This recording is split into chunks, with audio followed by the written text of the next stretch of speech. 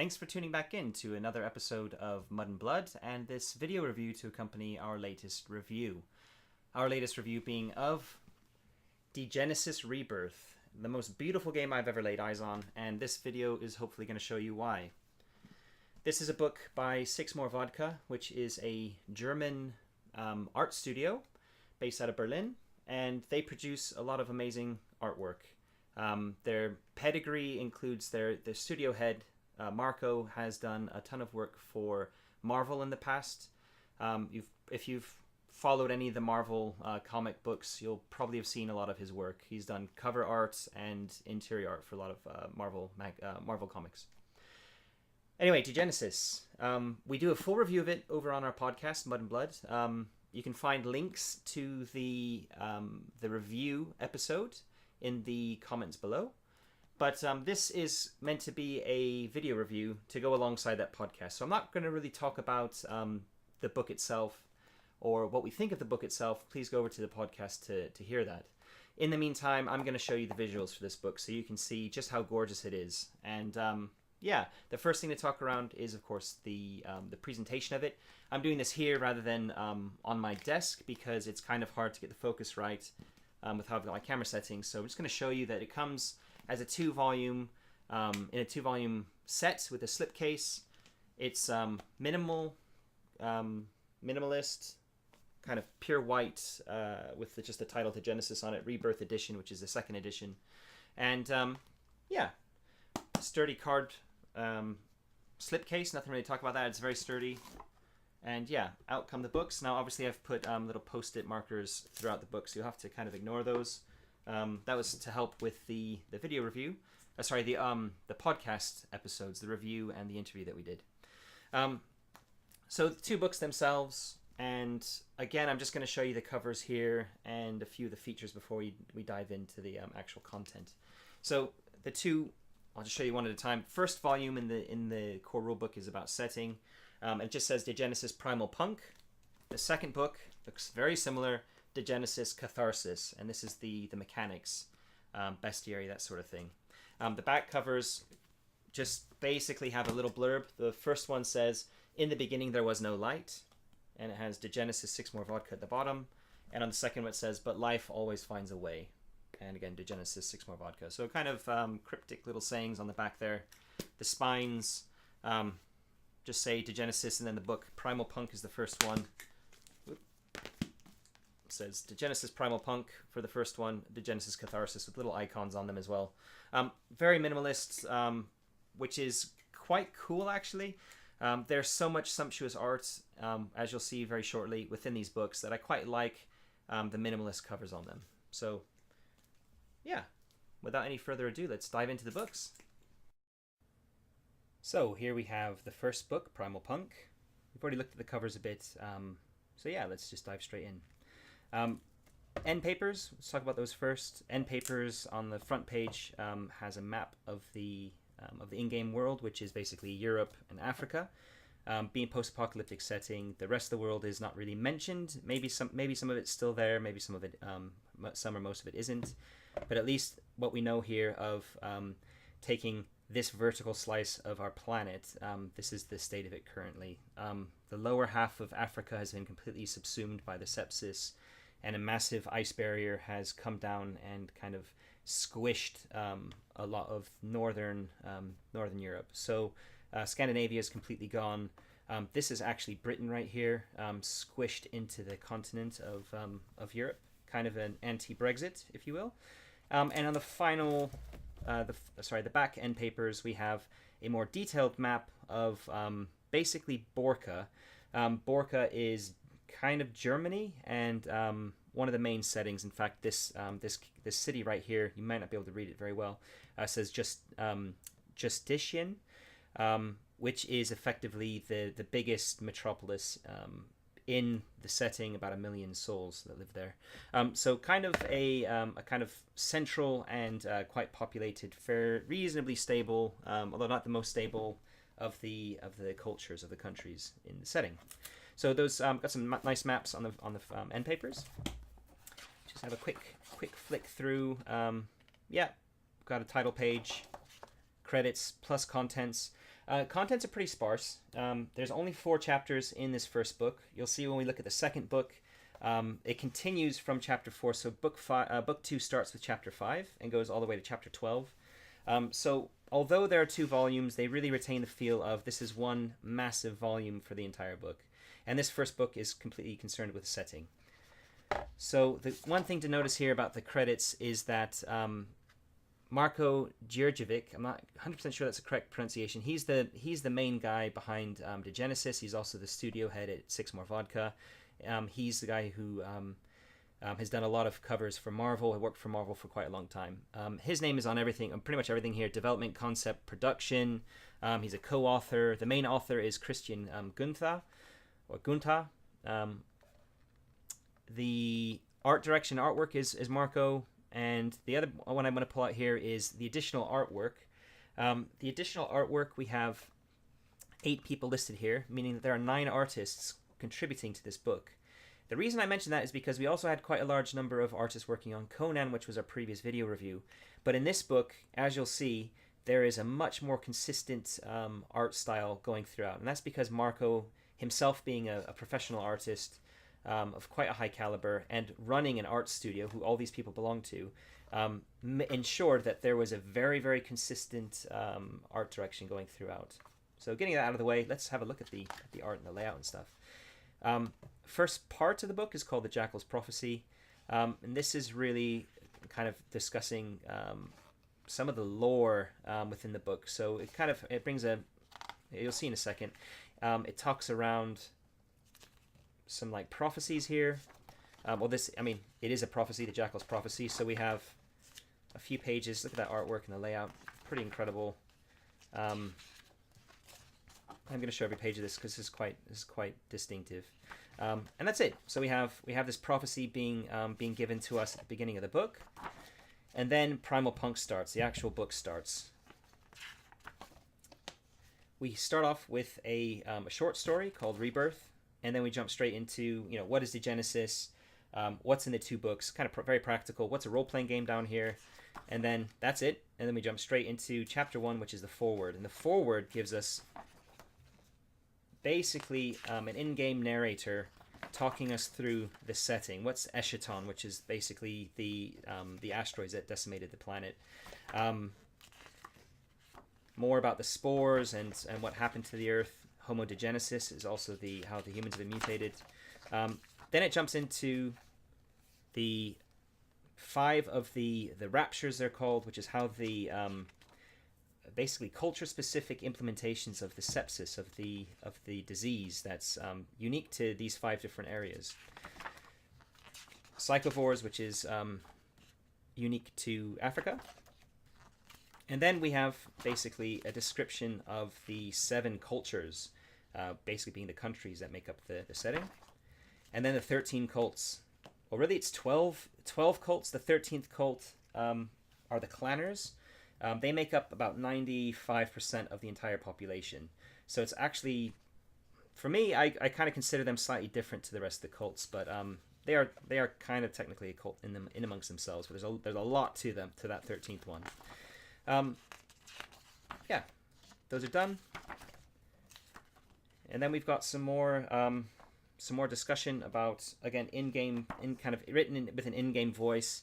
About just more setting information. Kind of go a little bit more detail on the 4 more pages, and then chapter 2 starts with the cultures. And this is kind of really where I want to start talking about the artwork and the layout and the graphic design and everything like that. As you can see here, we've got black backgrounds with white text. It has a very consistent design and layout throughout. We've got this bar at the top. You've got this kind of distressed page borders, and they do mix it up a little bit. So this one basically has none of that.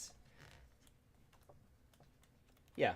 But it still kind of feels consistent all the way through, and I like that kind of each 2-page spread has a unique feel to it. It's not that they're not using the same, even though it's the same chapter, they're not using the same spread for this kind of short section, this short chapter.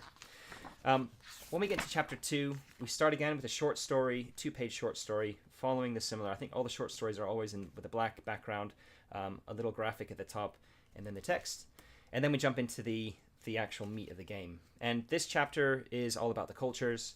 And I'm not going to go through them in detail, but just have a look at the artwork. They all start with a full page spread of a person from that culture, and then we just get slightly more traditional layout, but still with a lot of kind of unique page dressing throughout.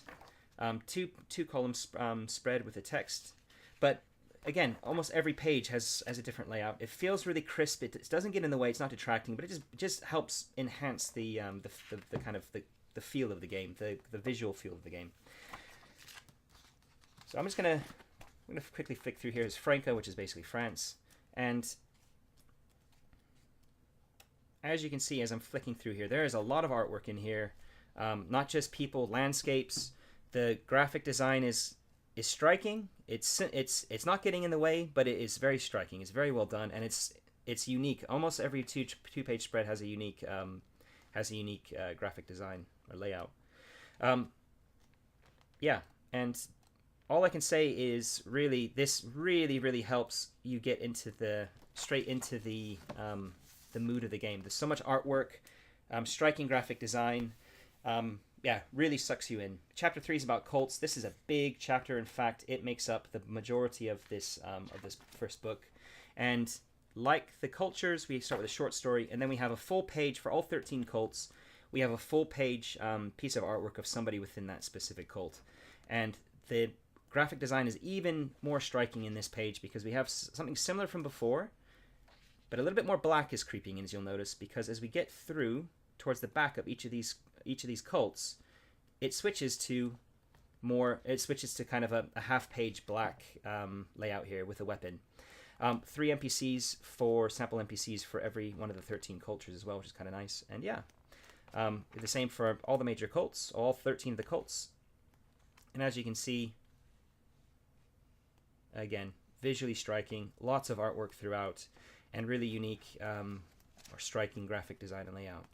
So yeah, lots of artwork. Most of these cults have the artwork really more settles around the characters rather than landscapes, which makes sense because the cults are all about people and some of their unique weapons. Yeah, so just kind of flick through this chapter, and as you can see, there's just a lot of content. The African cults as well. Yeah, and yeah, as you can see, really unique, really fresh, and just tons of artwork throughout here. The Palers are all black, which is appropriate because the Palers are basically vault dwellers who have come out of their vaults, and they are, as a result, they all look like troglodytes, really pale skin. They've been living underground for their entire lives, and as a result, they don't really like the light, which is why it's all black. So again, just kind of a cool little touch there to make it feel a bit more like that. And then the final chapter is history in this book, and the history chapter is not huge; it's like 20 to 30 pages, but it gives you 2 different timelines. The first one is from the perspective of the Spitalians, who are basically the people trying to fight back against the sepsis, the infection that's plaguing the world. And then the second one is it talks about the stream. It's more from the chronicler's perspective, who are the people trying to restore technology, trying to get a semblance of the internet up and running, like a shared data stream. But yeah, a lot of detail in there as well, and again, artwork throughout. In fact, every page, just about every single page in here has some artwork to it, or spread, I should say. And that's it. We have a full index covering not 1, not 2, not 3, but 4 pages, which is really nice to see. Yeah, very comprehensive, and then that's it. So that's book 1. Put this to one side and get book 2 out. Book 2, Catharsis. Different end papers this time. This is artwork in a slightly more black and white comic book style. Both of them. And yeah, this one features a mix of cults. It looks like we have. Actually, I'm not sure about that. This is mainly the Spitalians here. They have this kind of asterisk symbol for the symbol of their cult.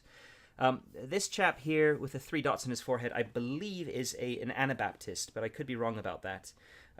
Who are effectively a religious order, and they kind of have a very big fantasy vibe to them. I could be wrong. If I'm wrong, then please correct me in the comments. But I believe that's who these chaps are with the three diamonds on their forehead. And this is Spitalians in one of their headquarters, probably in Justitian, making plans. Okay, so again, we have a very similar layout at the front. Same credits here. Contents on one page, as I mentioned. Chapter 5 is the first chapter. Chapter 12 is the last chapter, and index at the back. And we get a very similar feel to it. Catharsis as this is the Catharsis book. So we get a big like double page spread here with again some striking, really nasty looking art there. And then each chapter also has this 2-page spread where you've got artwork on the left and you've got the chapter on the right, kind of in this again striking layout. And really, I don't want to talk through about the content of this too much. We talk a lot about this during our podcast review. Again, check the comments below for the link to that. But again, we have another example here of artwork throughout. This probably has a little bit less artwork than the first book because they're putting the rules in here, at least at the front section. But as we get through the kind of rules chapter, we get into the cults. And for each of the 13 cults, remember there's a cult chapter in the first book. There's also the cults are mentioned in detail with another full-page spread of a single cult member for every one of the 13 cults. So for every cult, you have 2 full-page character spreads, which is really cool, from each of the books. And this one just gives you a little bit more of the mechanics for how your PC, who belongs to this cult, kind of fits in. You have the kind of ranks, and then you just have the rules over 3 pages plus a 4th page of art. So you have that for every single one of the cults. And yeah, I just really like it that they've not thought, well, we've already put a full page we've put a full page example of all the 13 cults in the first book, so we don't need to do it again. No, they've given you a second example for every single one of them, which is really cool. Chapter on battle, again, nice spread there. And this is basically combat rules. It's not a huge chapter. It's not a super crunchy game. And then we get to the almanac. So that's the rules at the front of the book. It's about a third of the book, I would say. The back 2/3 is the almanac. And this covers, the first chapter is about the bazaar, which is equipment and scrap, collecting scrap, modifications, that sort of thing. I'll just show you that. The cool thing about this is we get a lot of artwork of the cult specific gear. So just about every spread has a piece of art on it at the beginning, and that's before we get into the tables. And the tables then dominate the rest of the chapter. Still putting some nice artwork throughout. So it starts here. We've got some really lovely artwork before we get into tables and tables and tables. And the tables are full width. Nothing really to shout out here. They work great. They fit in. They don't detract. Yeah, and they're liberally spread throughout this book. Yeah, I don't really want to spend too long on that other one, just to kind of flick through, pull out some of the artwork, and then burn. Starting to see a little bit of nudity. I should probably have said this at the beginning of the video. This is a mature book. There are some mature images in here featuring male and female nudity. We'll come up to some male nudity a little bit later. Burn is all about spore infestation, so how people get infected with the spore that turns them into homodegenesis. So those are the 2 chapters about the almanac. Then we get into this chapter called Forbidden Zone, and this starts with a chapter called From Hell, with a really graphic image here of some people suckling at the teats of some horrible, obese homodegenesis. Anyway, From Hell is basically a kind of mixture of the clans. So the clans, as I said, make up 95% of the population, and as a result, there is a lot here detailing the various people within the different clans. Then it gets into the kind of the creatures a bit more, starting. So still in the clan, the clans, the various clans, and from here we get into some of the animals. So we got mammoths, we got some spore beasts, we got leperos, which are people who are exhibiting some of the signs of infestation. Creatures have been twisted. Again, full page, full artwork throughout, which looks really lovely. And then we get into the kind of unique factions that are not playable factions, but are groups that are kind of threats to everyone. We've got like an android AI gone crazy group. We have the sleepers, who are basically people in cryosleep who are waking up inside of this post-apocalypse. The Marauders, who are kind of they look a bit like ghouls from the Fallout series, but they are a lot scarier than that. A lot of mystery around them. Homo Degenesis is then talked about, which is the people, the groups that are affected by the sepsis. This warning, there's a bit of nudity coming, quite graphic nudity coming up here. We get the various different factions then, the biokinetics. There's 5, remember 5 of these. There's our dick pic, the Dushani. Yeah, each of them has a full page bit of artwork introducing them. It has a black layout throughout to enhance, or just to kind of emphasize how dark it is, kind of. More nudity. Probably the Prognotics have a bit more nudity there. But yeah, Psychokinetics, and I think that's the last one. So again, just really striking and really nice artwork throughout. Telling the stories, just GM tips, and I shouldn't say just, it's quite a lot in here. Adventure creation, believable characters, the power of cliches, balance of power, how to handle conflict, escalation, the 3-act story, a campaign, information about campaigns, yeah, and then hints for game masters. So types of players, 15 minutes of fame, that sort of thing. Yeah. Then it talks a little bit. I believe I haven't actually read this section here. I believe this involves some of the meta plot information for GMs. So that's over 4 pages. Then we get into the final chapter. Is the adventure Into the Dust? It's actually called Embargo, the adventure, and we've got NPCs detailed throughout, artwork throughout on every spread, and it's a good little adventure here.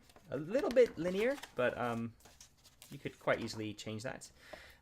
There's no maps for this adventure, although there are 2 maps freely available on their website to go along with it. So rather than giving page real estate to it, they provide it free on their website. And then finally, again, we have 4 pages of index. And that's it. Oh, and the character sheet on the back. Functional, minimalist to fit in with the style of the covers. Personally, I would have liked to have seen a lot more artwork on this, in kind of black and white, printer friendly, like we've seen for Forbidden Lands and Conan. Kind of hoping that they'll produce something like that in the future, but it's perfectly functional. I like that it's on 1 page, and yeah, that is basically it. The ribbon, as you can see, there's a black ribbon in each of the books that goes throughout, and that's it. A great book, really high quality. In fact, probably the best role-playing book visually that I have ever set eyes on. So that is Degenesis Rebirth. Thanks for watching, and check the comments for links below.